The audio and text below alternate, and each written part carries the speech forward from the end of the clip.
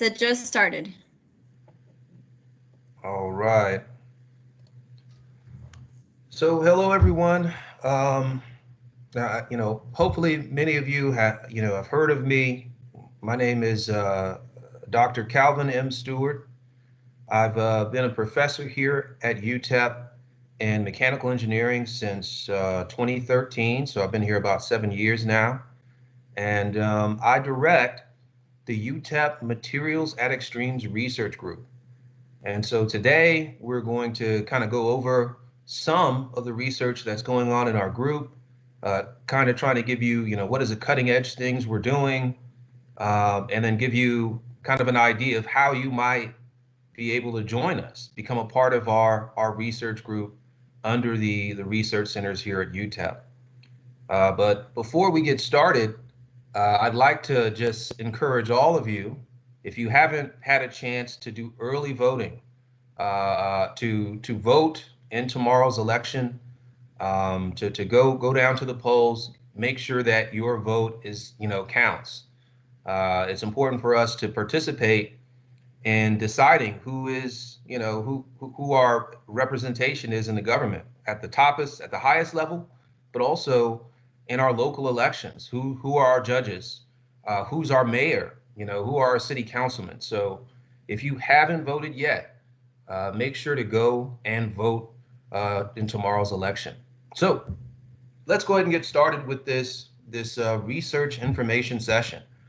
So as I said, my name is Dr. Stewart, and I direct the Materials at Extremes Research Group. Extremes is a broad topic. When you say the word extremes, it means a lot of things to different people. A physicist may think high energy particles. A metallurgist may think extreme thermomechanical processing. A biologist may think an environment that is that kills cells, right? Our group really just focuses on two categories: modern materials and advanced materials, and the way that those materials behave in extreme conditions. Things such as temperature, extreme ranges in temperature from cryogenic to melting, or pressures, things like really high strain rates and ballistic impact, to things like chemistry or frequency of loading. So we focus on the intersection between modern materials, advanced materials, and those types of conditions. Here at UTEP, we have three primary research goals for the MERG group. One of them is to expand UTEP's capability to conduct experimental research in extreme environments. So putting together and getting the facilities so that we can physically do experiments on materials. Another major goal of our group is the development of theoretical models, taking the results of our experiments in these extreme conditions and developing new equations, new models and theories that describe and capture key phenomena in those extreme environments. And then the last part, the last kind of column in the group is computational tools, developing computational tools and codes that allow people to rapidly design components and systems for those extreme environments. How do we then get this stuff to industry? Overall, these three categories are all focused on creating practical tools, and then the work that we do is basically managed by C Center, as well as is managed by the Keck Center. So we're kind of like a vehicle of the research, and then our projects are managed by those two centers. So this is just a current picture of our group. This kind of just illustrates that, hey, even with COVID kind of shutting the campus down, there's still ways for us to work, it's great to see the growth of our group. This isn't even everyone in the team currently. And how do you join? How would you join our research group? There's a couple of things that you should do.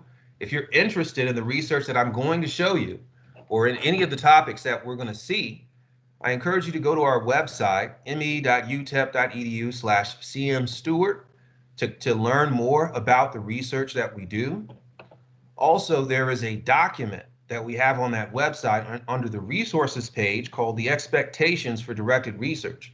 This is kind of a primer that can help you to learn a little bit about what research is. If you haven't had any research experience, to understand the differences between research and academics, and how they work together, but also the differences between them.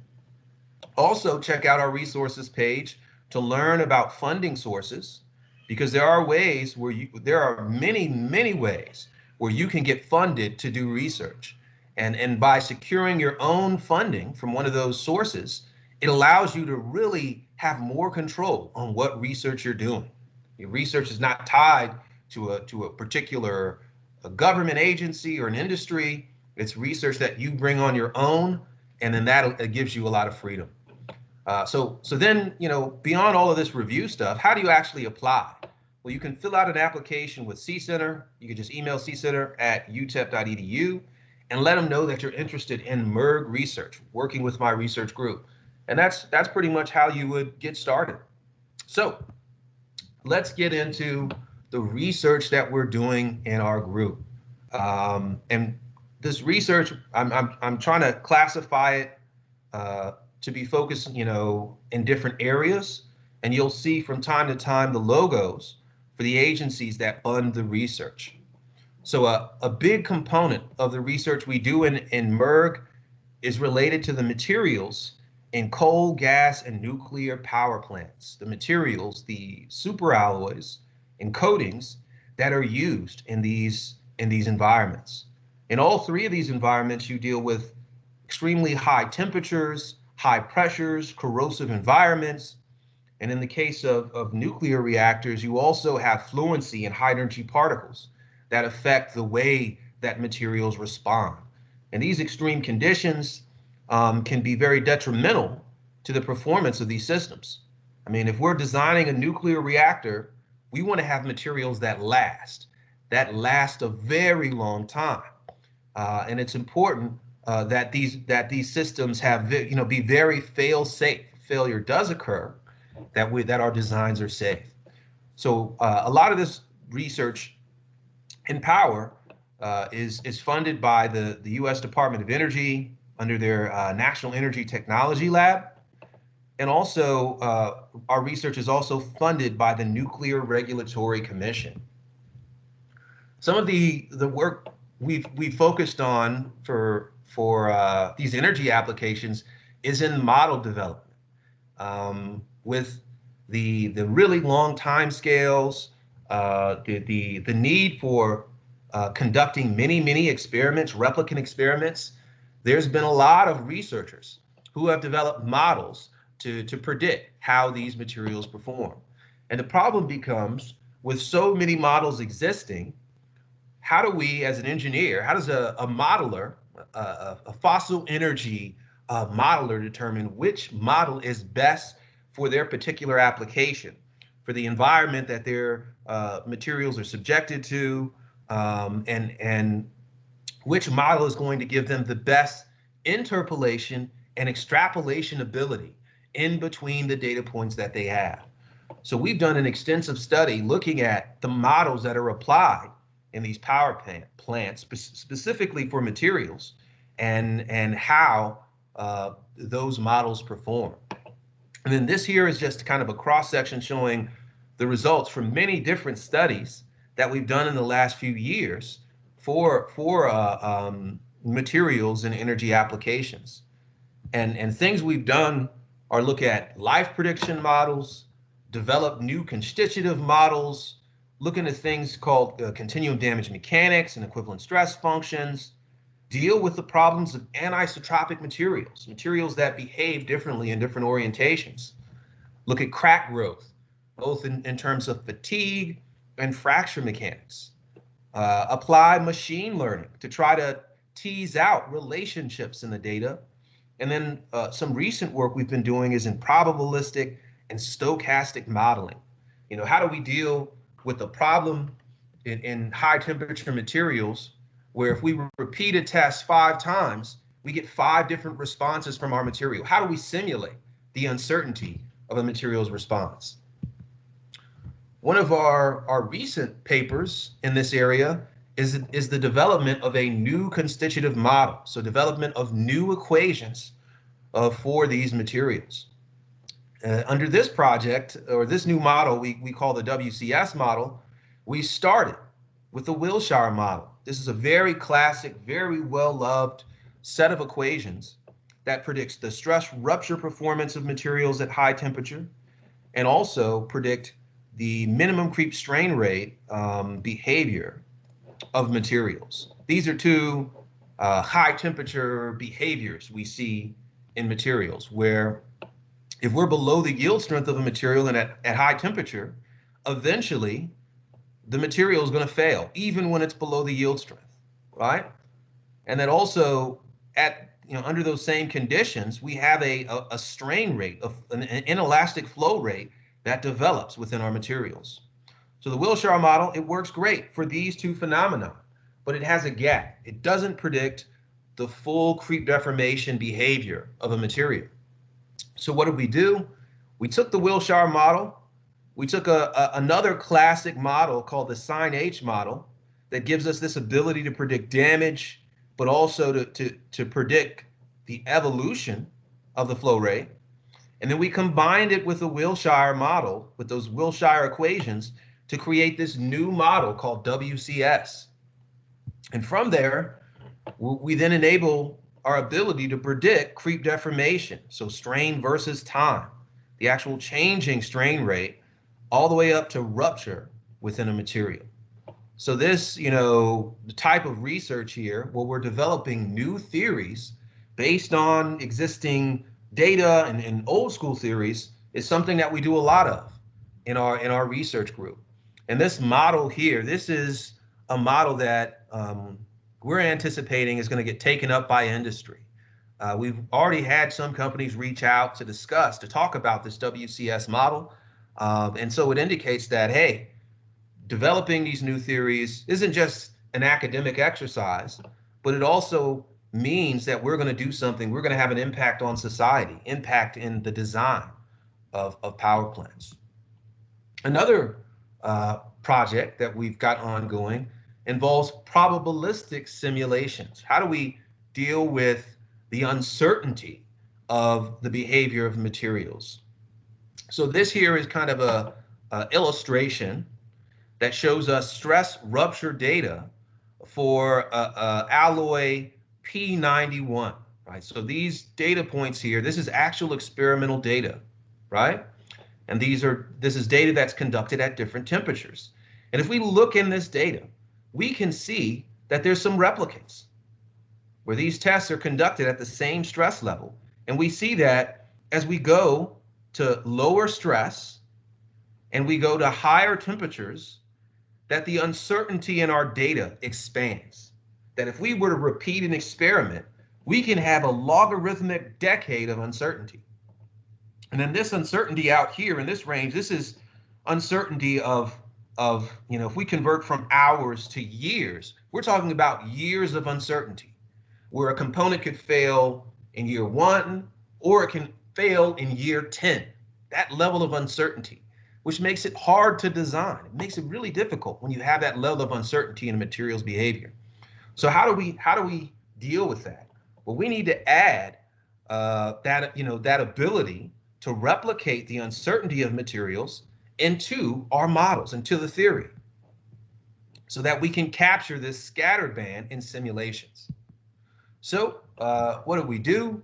Well, we took replicate experimental data, and we calibrated a model to that data. And then from there, we developed probability distribution function, PDF functions, to tease out the uncertainty in different categories, in uncertainty in stress and temperature fluctuations, uncertainty in material properties themselves, and then also the initial state. Because initially, specimen on perfect. If we were to cut out specimen or samples from a big slab of material, each of those samples has a different microstructure, right? So how do we deal with that uncertainty in the initial damage state? Once we've calibrated the model, we're able to then predict using Monte Carlo methods. We can create many samples, many random samples that replicate the behavior of the true experiments. So all these lines are simulations. And in fact, here you can kind of see the model as it live creates these replicate simulations where it's feeding in random states of initial stress and temperature and material properties and damage states to give us kind of a uncertain creep prediction, right? And this is great, you know, because we can kind of see and tease out quantitatively the difference between the experiments and the simulations. But really what's important is our ability to then take this probabilistic data, this probabilistic simulation approach, or this probabilistic approach, and then put it into a finite element simulation, right? So that we can then also actually simulate 3D components. So this image here, this is a simulations of a creep specimen. And in this simulation, we're starting with an initial damage uncertainty field within the sample, where we're saying initially there's some state of damage within a component, and then we run our simulation, and then slowly that low value initial damage field kind of becomes the background as gross damage grows in the specimen, right? So this concept could be applied to things like additive manufactured components, where when you 3D print a specimen, each print has a different level of defects within the 3D print, right? So how do we then capture that type of uncertainty from 3D printing? We could use some of this modeling method. Another project that we have with the Department of Energy is looking at accelerating the capture of this type of data.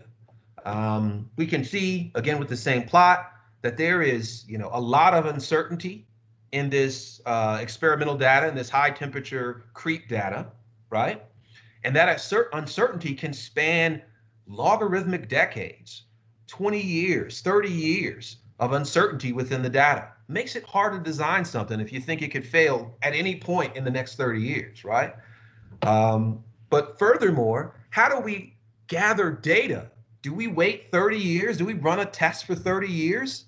Well, classically, that's what people are doing. This data here for P91, it comes from the Japanese NIMS organization, and they have tests that have been running for 20 years continuously in order to try to capture this data. That is a long time to run an experiment.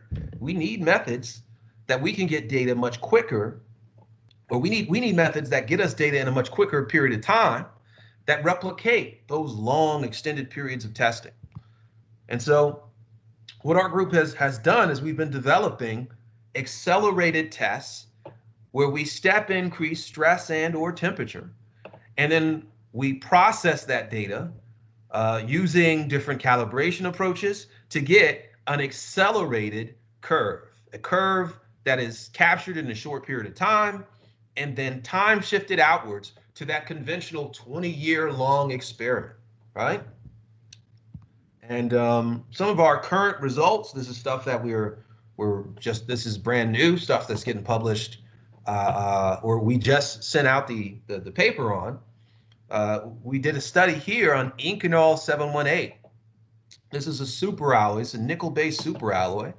We tested at 750 degrees Celsius, and we conducted stepped stress tests where we step increased the stress during the experiment and then calibrated a well-posed constitutive model to that data. Once we calibrated the model to the data and we're able to tease out the properties, we then can go back and predict some of the conventional response, to actually predict the conventional response of this material, predicting that minimum creep strain rate, so that flow rate, but also predicting rupture, the stress rupture type of data, and even predicting the creep deformation curves, right? And when comparing our predictions to actual experiments from Japan, from the NIMS organization, we found that we could do these accelerated tests in less than 100 hours, and that we're able to predict over 6,000 hours of conventional data from one test that's less than 100 hours. We can predict almost 6,000 hours of the conventional response, which is over a 64x acceleration of data capture. And then with some special ways that we designed our test matrix, the microstructure between our short-term and long-term tests, due to the way that we design the experiments, are really identical, very similar microstructural development. And how do we do these experiments? Well, in the Materials and Extremes Research Group,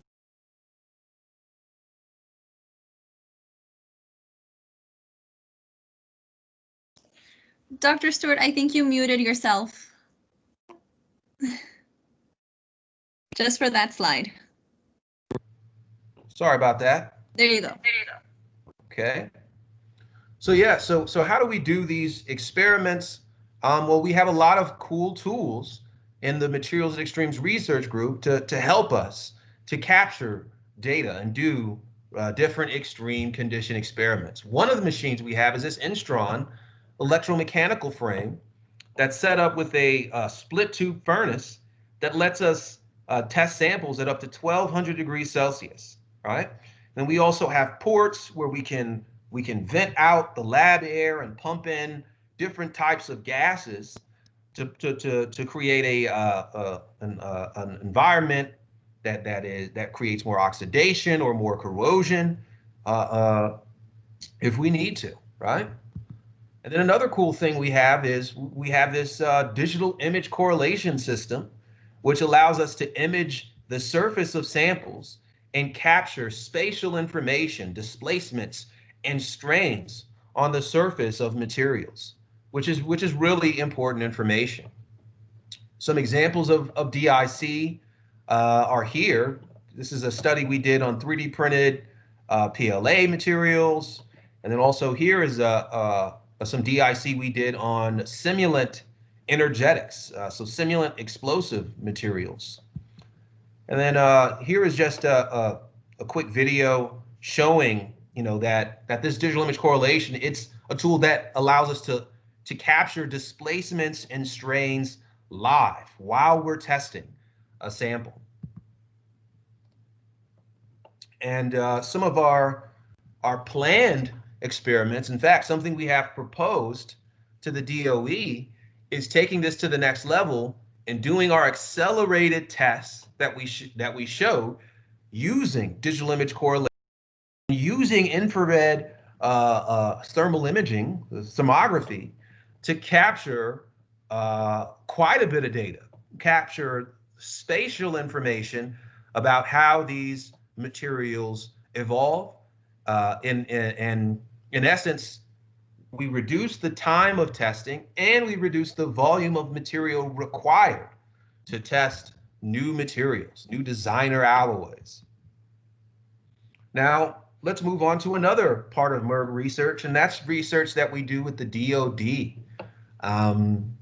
So we have quite a few projects with the DoD under the Air Force Research Lab, and the motivation for these projects are twofold.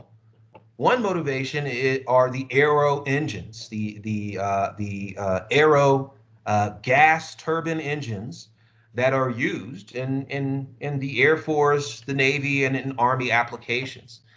These engines have very different performance requirements than the gas turbines that are used to generate power on Earth, right? These engines have dynamic power requirements. They have afterburn. They have extremely high combustion temperatures and performance requirements that makes their useful life, one of these engines' useful life is less than 10,000 hours, right? But there still remains issues of thermomechanical performance, how these materials behave with fatigue and fracture, but also how they behave with creep resistance. Another important challenge that the Air Force has and the DoD has is related to new vehicles and new systems.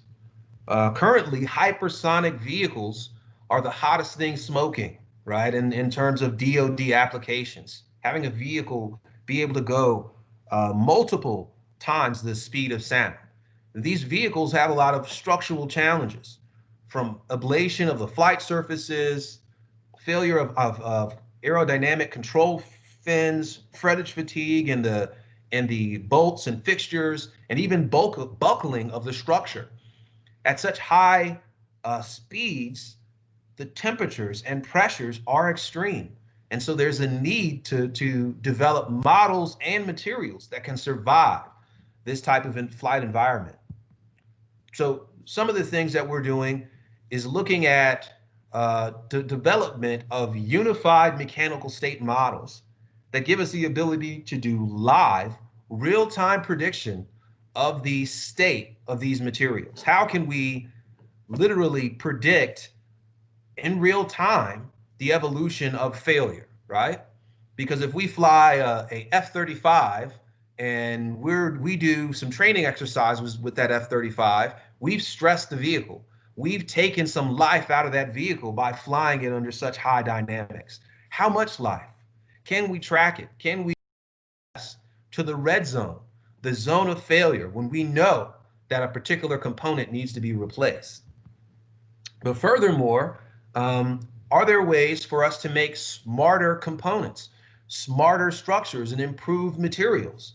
The Keck Center is doing a lot of work in metal additive, looking at how do we improve the quality of prints out of metal additive? How do we also heat treat components and produce components that have perhaps even better performance than conventionally manufactured, say, turbine blades that are used in these vehicles?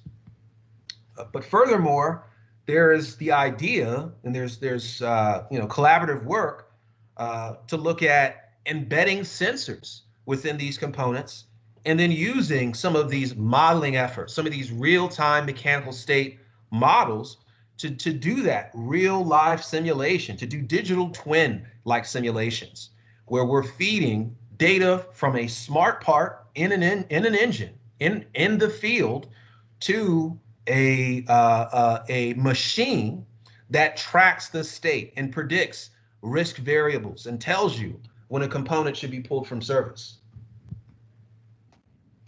And so that is kind of the work that we're doing with the DoD. But we also have a couple of projects that are happening with industry, slash the government. These are projects that are with Honeywell, which Honeywell FM&T, Federal Manufacturing and Technology. They are a prime contractor with the National Nuclear Security Administration, the NNSA. And so we have a couple of projects with them that I'll talk about now. One of them is this hermeticity of glass and glass ceramic connectors. And in a lot of applications, in nuclear security applications, we have devices that need to sit for a really long time, perhaps 30 years or 40 years. And those devices need to maintain their ability to perform. They're going to age for 30 years. They can be subject to some temperature swings. They can be, subject to stagnant air. And there's a need to ensure the performance of those systems. So under this project, we're focused on ensuring the hermeticity of connectors that are backfilled with inert gases. We need to make sure that the connectors, electrical connectors, maintain their seals, that the gases that are inside that keep the system from oxidizing or corroding and things like that are maintained. So we've got a three-pronged approach. One part of the project is looking at processing the glasses in the preforms that are used in connectors, and looking at how we can prepare those preforms for integrating of the connectors in such a way to reduce stresses and prevent decohesion of the connector. Another part of the project is to look at the strength of the glasses that are used. and measure the flexural strength under the different temperature swings. Could be very cold, near cryogenic temperatures, could be fairly warm temperatures. How does the flexural strength change? Because with that thermal expansion mismatch, we may exceed the flexural strength and fail our connector. And then the last part of this project is looking at the heat treatment of the glasses that are used in these connectors. So these glasses are subjected to a complex heat treatment process so that we can ensure that we get the right crystal phase and also the right flexural strength. So how do we optimize the heat treatment so that we can produce we can generate in our glass the right performance for hermeticity? Another project we have with Honeywell is actually a really interesting project, which is the development of additive manufactured polymer exchange membrane fuel cells. So the aims of this project is similar to the connectors project, and the aim is to take these PEM fuel cells, this well described and developed technology, clean energy technology that uses hydrogen and oxygen to generate electricity, to take that technology and allow it to perform over a larger operating temperature range from -55 to 100 degrees Celsius. And again, this fuel cell needs to be able to operate successfully after maybe a 30-year period of not being used, sitting somewhere in a warehouse, waiting to be used, waiting to be operated. This system needs to have that aging ability, but also have an ability to deal with a wide temperature range. So under this project, we're developing additive manufacture-based hardware for these fuel cells, developing AM bipolar plates, gaskets, and structures, other components within the fuel cell, with the ultimate goal of developing 3D printed, low cost, high durability PEM fuel cells. So some of our current work is focusing on the hardware of the fuel cell, so gaskets and bipolar plates. And what we're doing is we're using conventional 3D printing technology, FDM printers, as well as we have a filament manufacturing system. We can manufacture our own custom blended filaments to create our own metal filament or polymer composite filaments with different types of additives. And from there, what we can do is we can simulate the components for the fuel cell, take those models that we've developed, put them into a 3D printing software, and then here is an example of one of our test prints for a gasket for those type of fuel cells, right? So as we develop this technology, we're going to get to the point where we understand all of the fuel cell hardware, we're able to print different conventional types of components, and then we can move to fully free-form fabrication, a free-form design of unique, highly optimized fuel cells. Rather than using and basing our thinking on conventional manufacturing techniques, we can think in a free-form, in 3D fabrication, what are some unique or high performance, high reliability designs that we can make, maybe even plug and play designs, where we can literally plug in our fuel cells as a unit, as a three-dimensional, unit into the system that they are going to operate in, right? And then lastly, we have a very new project. This project is just getting started. The system just came to campus, still in the crates, is our project in femtosecond laser machining. And this is another project with Honeywell FM&T. This project its goal is to develop initial processing parameters for femtosecond laser machining here at UTEP. And so we have this system from 6D Lasers. This is a $500,000 manufacturing system that's going to allow us to do femtosecond laser machining. What's cool about this system is that femtosecond laser machining allows you to make micron and submicron size cuts and features in materials and materials in general, glass, ceramics, metals. It works with all types of materials. It's an agnostic material system, but allows you to make very fine, very intricate cuts within materials. Some of the ideas we have for this system include things like patterning the surface of aircraft wings, creating patterns that allow them to cut more efficiently through the air, reducing fuel consumption in aircrafts, or doing things like putting nanotopologies on the surface of things to make them resistant to water droplets, right? To change the surface tension of objects so that water droplets bounce off, roll away from the surface, wick away from the surface. So there's some really, really cool, interesting applications for the system that we're going to be setting up and doing some fun things with. And in fact, there are a couple of openings for this particular project for students to work on, both undergraduate and graduate students. So now let's kind of summarize some of the capabilities or some of the things that we have in the MERG research group. Our experimental capabilities are immense.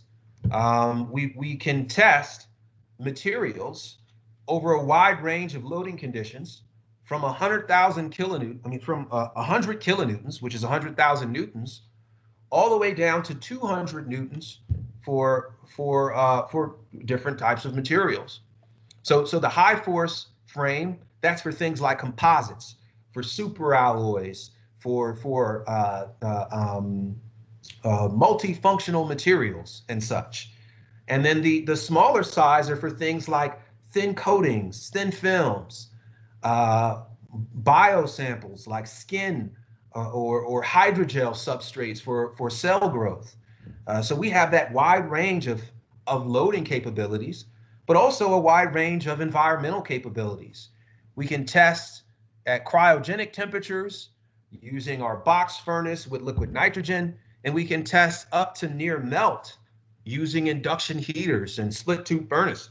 We can melt alloys, superalloys that get up to 1600 degrees Celsius or even higher. All right. But then we also have expanded our ability to manufacture materials from the femtosecond laser machining tool that allows us to make nanotopologies and multifunctional surfaces on any class of material, to 3D printers such as our CreateBot FDM printer, to also having a system, 3D Devo system, so that we can manufacture our own composite filaments, whether it's a polymer composite or even a metal-filled polymer filament material.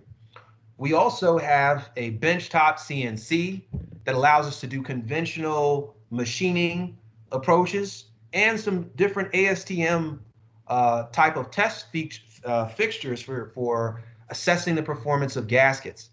And then, of course, we have conventional metallographic preparation tools for looking at metal samples after they've been tested.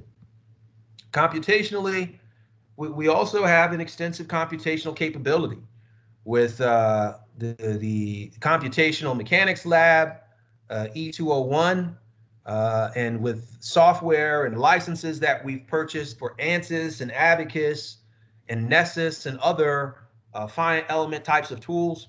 We have a lot of the tools that would be useful for students to learn.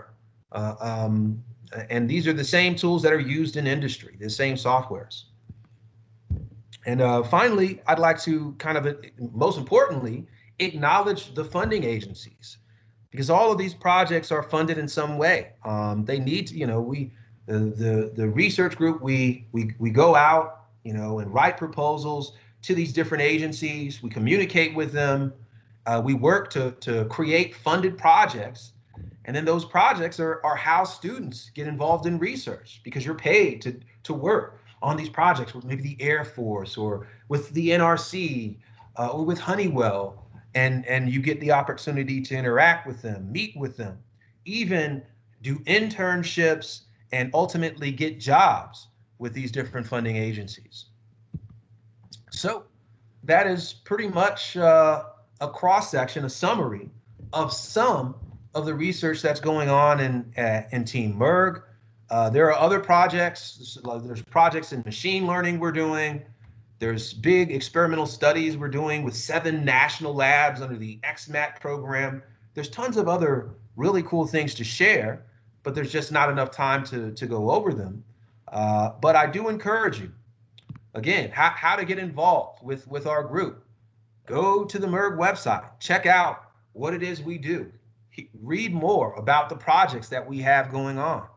Check out our expectations for directed research primer. It's a document that tells you what is research. You know, how do I prepare myself or get myself ready to start doing research? What is the mindset I need? And also, hey, how do I fund myself? There's discussion about how to get funding for research. And then also on my website, I have a huge list of funding sources that you can go after, whether it's summer research programs or fellowships that would pay you to get your graduate degree. There are fellowships out there that'll pay for your master's, pay for your PhD, and fund research opportunities, fund the research that you want to do. Check that page out. And then finally, if you're sure you want to work with our group, fill out an application with C-Center and let them know that you want to work with the MERG research group.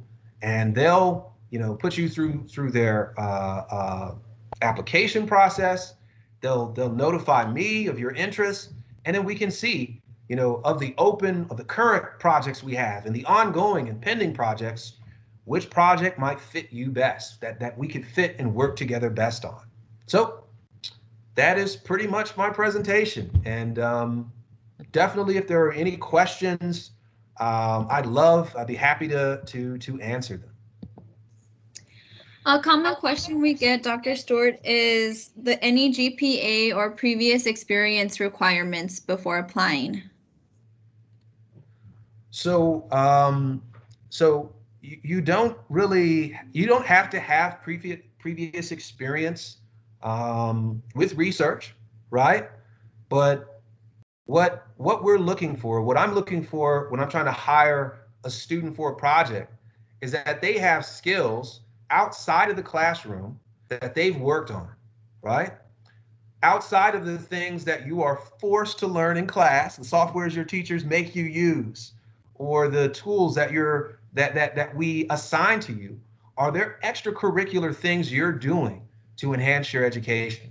These things are the same things that would help you to get a job. When you're applying to go work at a company, they're looking to see, what have you been doing outside of class? Are you a part of student organizations? Have you taken up trying to learn maybe machine learning? Maybe you took some classes, some free classes online, and have started trying to learn machine learning as a tool, right? Or have you, tried to do some finite element simulations, downloaded some software, did some tutorials? What are the unique skills that you can add to our group? Now, getting experience at other places also is a benefit, definitely, if you have prior internship experience, or you have some prior research experience. But it's not a strict requirement. It's what are the skills that you're developing on your own, and how might those skills fit in our group? So for instance, I have a CNC. I got a Tormac CNC that we've ordered, and it's on its way. I could use a student who has experience with CNC. So perhaps if you had some experience in the past, that would be an avenue in where it's like, hey, the student has the skill I need to help us to get our projects done. So, but I encourage you to apply. No matter what level of skills you have, apply, and hopefully your skills are going to match our needs at the moment.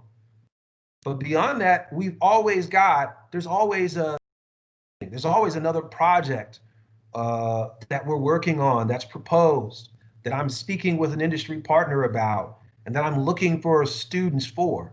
So just keep that in mind, And if you're not selected in the first time, doesn't mean that there's not another position next semester or next summer. There's always something going on.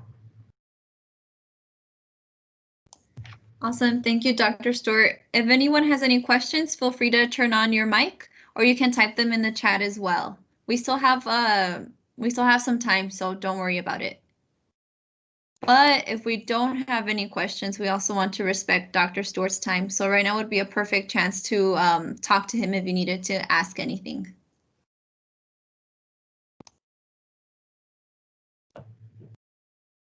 And while we're waiting, I would like to share, or I'd like to show the resources page on my website. So if you come to, couldn't share audio. What's going on? Can you hear me? Yes. Okay. For some reason, Teams is saying my audio's messed up, but let's no, we can hear you. So if you come to my research group website, you can kind of navigate and see the projects that we have going on, read about them, read some of the abstracts of some of our projects. It doesn't have all the latest projects, but you know, we'll update it shortly. Our facilities, so the type of equipment and testing that we do, and we do testing with other research groups. So if you already have an advisor and you are looking for someone to help with mechanical testing and characterization, you definitely can speak with us because we have a wide capability.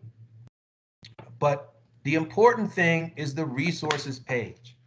On this page, there's the expectations for directed research document that kind of takes you through the details of research, the difference between the student mindset and the mindset of a scientist, and what are some of the skills that you need to bridge the gap between the mindset you have as a student, hey, got a lot of classes, I need to minimize my time for each individual one, focus on the most challenging ones, to the scientist mindset of, hey, I need to maximize the amount of time that I have available for research. Definitely check this document out. It's long, but it's got a lot of good tips that you can use if you join my group, or even if you don't, if you just have an interest in research. But importantly, on this page is a huge list of funding opportunities for you. These are different programs where you apply and you get an opportunity to get paid to do research. There are a ton of summer programs that you would apply to with the Air Force, the Army, the Department of Energy, the NNSA, and then even there are programs at UTEP for you to do study abroads and things like that. These are all programs that pay you. You write an application, get a couple of letters of recommendation, apply. It's an opportunity. So if you have no research experience, if you haven't gotten an internship, look at some of these programs. They're great ways for you to learn some new skills and get something, you know, on your resume, get some experience. But also there are programs that will pay for your graduate education. Programs like the NNSA Graduate Fellowship, which will pay you $53,000, your medical insurance, and $10,000 in travel funds and tuition. That's pretty great, right? I mean, that's like, so wait, they're gonna pay me like a full-time job and all I gotta do is apply and just go to school? There are tons of these types of programs that are available to you. NASA, the DOE iBuild program, the SMART program, so many of these programs that are targeted to you. And there are even programs that are open to non-US citizens. If you're a non-US citizen, say if you're a Mexican national, the CONACYT program will pay your tuition and fees, give you a stipend for 5 years to pursue your graduate education. That's pretty great. And all you have to do is apply, right? So these funding programs, it is important for you to apply to them. Check them out. Go to my resources page, which I'm putting in the chat room here. Click through a couple of them. See what the requirements are, GPA requirements and so on. And think about putting in an application. And then there are also programs at UTEP that are funded by UTEP to help you with your graduate or even undergraduate education, from the graduate student research assistantship programs in the summer, or the Natalicio Fellowship, or the Dodson Research Grant. These are all things where you just put in an application, apply, and you can get a good amount of money to do your research. And for undergraduate students, there are two really great programs to get you a research experience. These are programs run by CORI, the College Office of Undergraduate Research. There's the Surpass and the Meritus program. And these are programs that'll pay you to work 20 hours a week to do research for a professor, any professor that you want on campus. So if you're an undergraduate and you want a research experience, and say the professor, he doesn't currently have, or he or she doesn't currently have funding to fund you to do research with them, you can use that CORI office and they will fund you to do research. And I think I've had CORI students funded through that office almost every year. I've had multiple students funded through that office to do research. So there's plenty of opportunities out there. Seek the opportunities. Seek the things that are available to you. If you don't apply, you're definitely not going to win, right? If you never put in an application, you're never going to win. But if you apply, you might win. And the more you apply to, the better your chances are to win one of these type of funding opportunities. So put your best foot forward, look into them, go to the page, think about it. And if you're interested and you want to maybe learn more about how to apply to these type of programs, definitely send me an email because I'm passionate about these type of programs. Because when I was a student, I had a fellowship and it made my graduate life easy. I had a salary, I had my tuition paid, I had health insurance. It was great. And it would be great for you all to do the same. So if there aren't any other questions, I think that might be about it. I think so too, but thank you so much, Dr. Stewart. This was super informative. Yes, lots of literature review and writing. Yep. So thank you for all of the resources, Dr. Stewart. I didn't even know those were available to students. So now I can, make sure to always share that link with them so they can learn how and where to apply. Yeah, super helpful. And a lot of these programs, the most important thing is a lot of these programs are focused on improving the diversity of graduate education. Graduate education, if you look at the data, there's not a lot of diversity. There are not a lot of women professors. There are not a lot of Latino professors. There's not a lot of Black professors.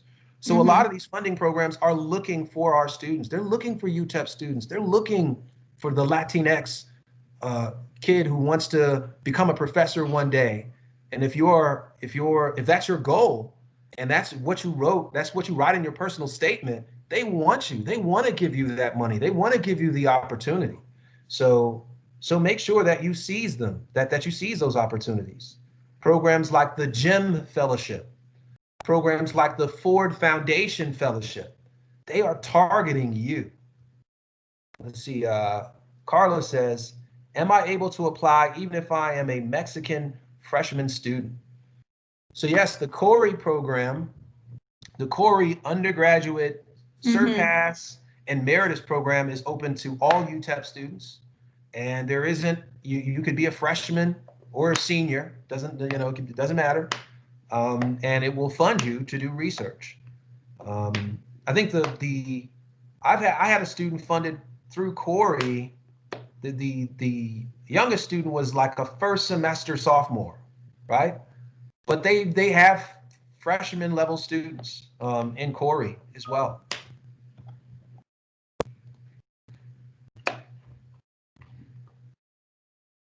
Any other questions?